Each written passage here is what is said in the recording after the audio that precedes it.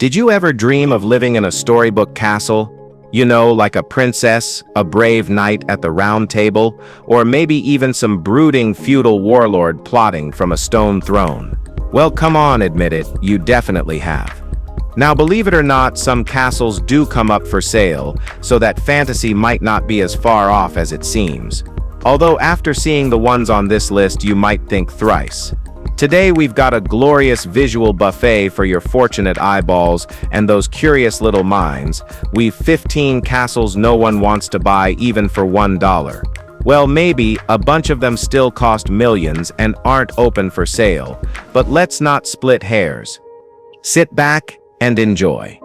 Number 15. Castel Campo, CPRA Castle. If you ever asked a kid to draw a castle, chances are it looked just like Castel Campo. We mean, just look at it. Built in early 16th century Italy, probably after the Turkish sack of Trento, it came complete with all the trimmings, thick limestone walls, corner towers, and a massive surrounding moat. That moat's long gone, but the fortress still stands strong, showing off the same shape it had centuries ago. The structure is square, solid, and no nonsense, designed to keep people out. Now, you won't believe it, but from inside, it's surprisingly roomy. 4 ground floor rooms, 6 upstairs, multiple storage chambers, and even 2 kitchens.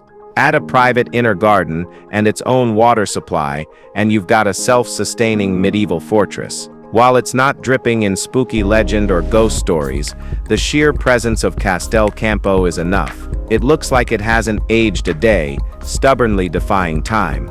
If you're into castles that still feel like castles, this one's your guy, classic, bold, and built to last. You can't buy it, but you can live here just for €10. Number 14. Granat Loma. Now here's a castle that's had a rough time finding a buyer. Granat Loma is stuck in a remote corner of Michigan's Upper Peninsula. It's supposedly the most expensive log cabin in the world, and yet it's been tossed on and off the market more times than you can count. The idea of a remote forest fortress sounds romantic on paper, sure, but reality's a little trickier. The place first hit the market at a cool $40 million, which, yeah, didn't go over well. Even after slashing the price to $19.5 million, it was still way out of reach for most people. For that price, you get over 400 acres, a private mile of shoreline, and a gigantic log cabin mansion built in 1927 by American businessman Louis Graverick Kaufman. It's got a pool, an orchard, a wind turbine, a hot tub, 24-foot ceilings, and more, but it's also never really been updated. The interior is super outdated, and that location is isolated, but at least there are no neighbors. Number 13. Chillingham Castle.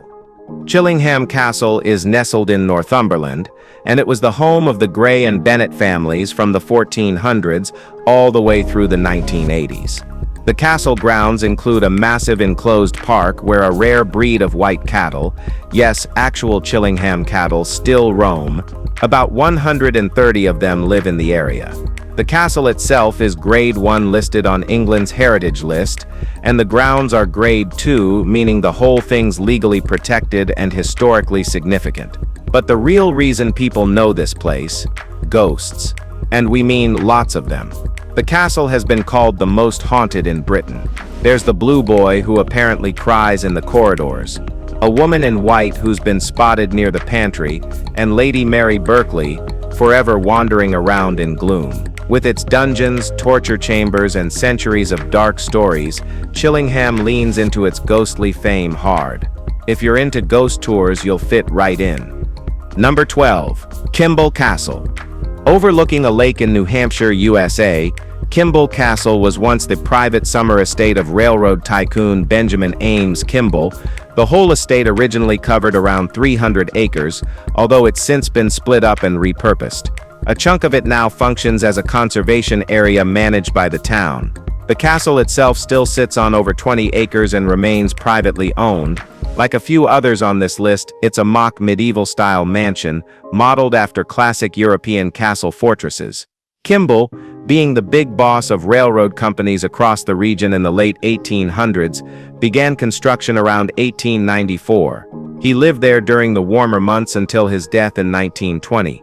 The castle was built from locally sourced granite, and he even hired Italian stonemasons to do the detailed work. Many materials were shipped in from Europe to complete it. The cost at the time, $50,000, a steal by today's standards. The building still stands, though it's now part fairy tale, part fading memory, and currently, this castle is not for sale. Number 11. French Provincial Castle. In the Bronx, New York, of all places, stands a massive stone mansion dressed up like a French provincial castle. Built in 1926, it looks like it belongs in the countryside of Bordeaux, not sandwiched between American streets and apartment blocks. Despite its grandeur, the home has struggled to find a permanent owner. After 2009, it's been listed for sale multiple times, each time at a lower price. It started out at $3.5 million and gradually dropped, still not exactly pocket change.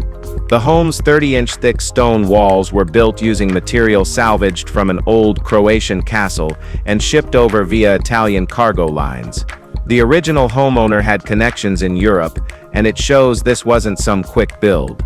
Inside, it's fully updated with a proper kitchen, oversized dining space, and all the modern comforts you'd expect. But that old-world aesthetic, it's definitely not for everyone. Even with the turrets, towers, and imported stone, it turns out not every buyer dreams of living like French royalty in the middle of the Bronx. Number 10. Porto Flavia.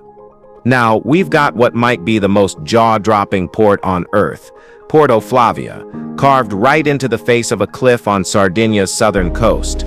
This place doesn't just look dramatic, it's an engineering gem. Created in the 1920s, it was designed to help mining companies load zinc and lead ore straight from the mountains to waiting cargo ships below.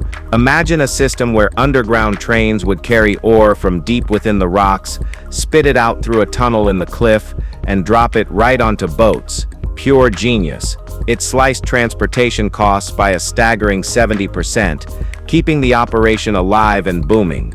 Mining had been going on here since the 1600s, but this cliff-edge innovation flipped the script. Sadly, like most good things, its time ran out. By the 1970s, the mining faded, and by the 90s, the port shut down. Today, it's still standing, less functional, more iconic, offering guided tours and views that feel ripped from a sci-fi fantasy. Number 9. Quebec Castle. Next up, we've got a hotel in Quebec City, Canada. Lucky old us. This is the Fairmont Le Chateau Frontenac, or Chateau Frontenac if you're feeling fancy, which is planted right in the historic upper town of Old Quebec. The hotel was purpose-built back in 1893 by architect Bruce Price and the Canadian Pacific Railway. It's got 18 floors and sits way up above the old part of town, basically looming over everything like it owns the place.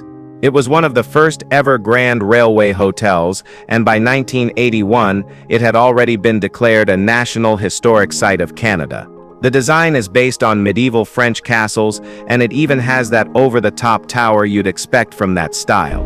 The place basically became the template for a whole wave of similarly styled hotels built during the rise of Canadian railway tourism in the late 1800s and early 1900s. It still works as a luxury hotel today, although calling it just a hotel might be an understatement. Number 8. Tiffany Castle. From Old World Italy to Midwestern America, say hello to Tiffany Castle in Kansas City, Missouri. It was built in 1909 for Flavel B. Tiffany, and yes, that name's as flamboyant as the castle itself. With 4,200 square feet of faux medieval drama, this place sticks out like a turreted thumb in the Pendleton Heights neighborhood. And let's be honest, it was designed to be seen. No one builds a castle in the middle of a US city if they're not looking to turn heads. The castle was listed for sale 8 times, and in 2015 it hit the market again, this time asking just $600,000. A total bargain for anyone who's into grand entrances and stonewall aesthetics. It doesn't have centuries of battles or royal bloodlines, But it's got all the charm of someone who thought, you know what this neighborhood needs? A castle. And honestly, they weren't wrong. Tiffany Castle isn't just real estate, it's a monument to American eccentricity and oversized dreams. Sadly, as of now 2025, Tiffany Castle has been renovated and occupied. Number 7. Pajama Castle. Pajama Castle in Slovenia looks like someone glued a fairy tale onto the mouth of a cave. Tucked deep into the rocky karst region, this 13th century fortress literally emerges from stone, blending natural and man-made defense into one wild design. Underneath it lies the second longest cave system in the country, complete with a secret tunnel once used to escape during sieges. You're not hiding a drawbridge behind a bush with this one, it's carved into a cliff face. Its layout made it nearly impossible to invade, especially since attackers had no clue the castle's defenders could sneak out the back. The place has seen centuries of use and conflict, but nowadays, knights and sword fights have been swapped out for film crews and wedding parties. While it still holds its medieval edge, it's now more of a backdrop for cameras than a battleground. But one look at that stone cliff merging into castle walls, and you'll understand why it hasn't been forgotten. It's pure storybook, but without the sugar, and also, you can't buy it. Number 6. Casa Loma. Right in the middle of downtown Toronto, Casa Loma rises like something that got lost on its way to Europe. It was built in the early 1900s in full Gothic revival style, and over the years it's made appearances in films like Harry Potter, X-Men, Scott Pilgrim, and Beauty and the Beast. But its movie star reputation is just one part of the story. Some say the castle's more famous for its ghosts than its guest list. Henry Pellet, the original owner, supposedly still lingers. His wife, too.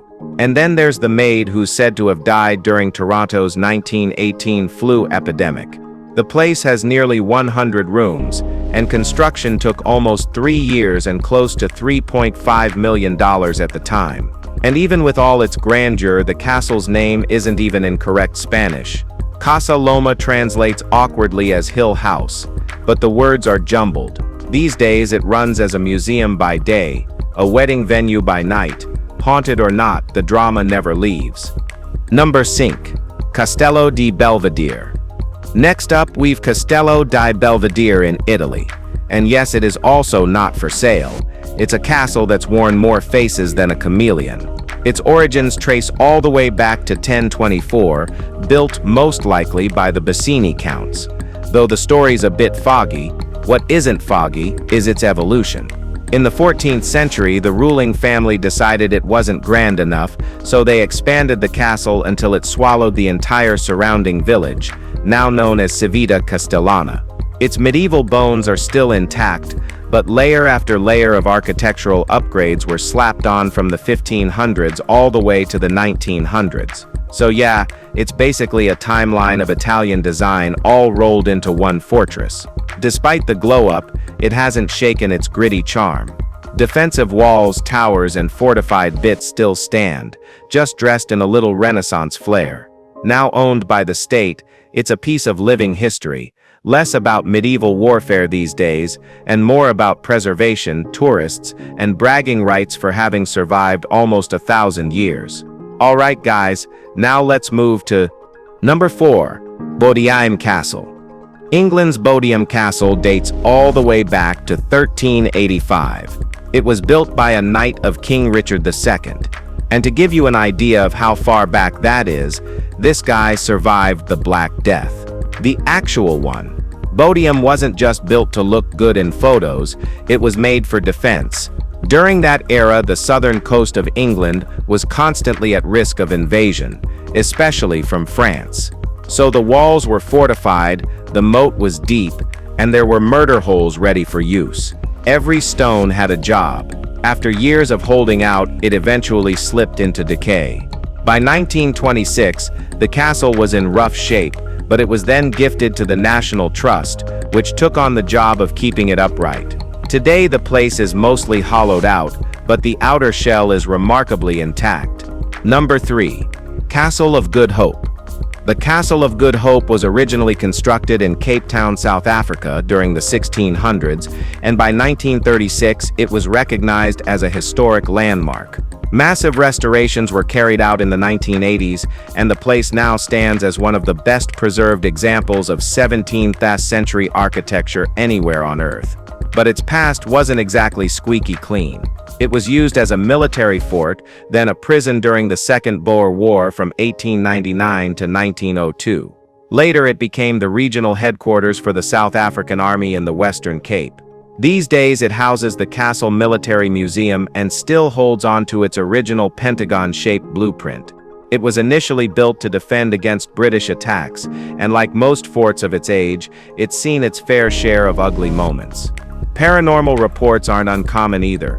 People claim to hear footsteps and whispers in the dungeons and echoing through the halls.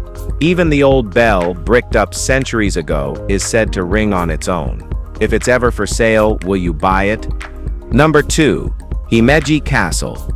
Over in Japan, Himeji Castle stands as the largest of its kind in the entire country. While it's known for its iconic design, it also comes with a darker edge.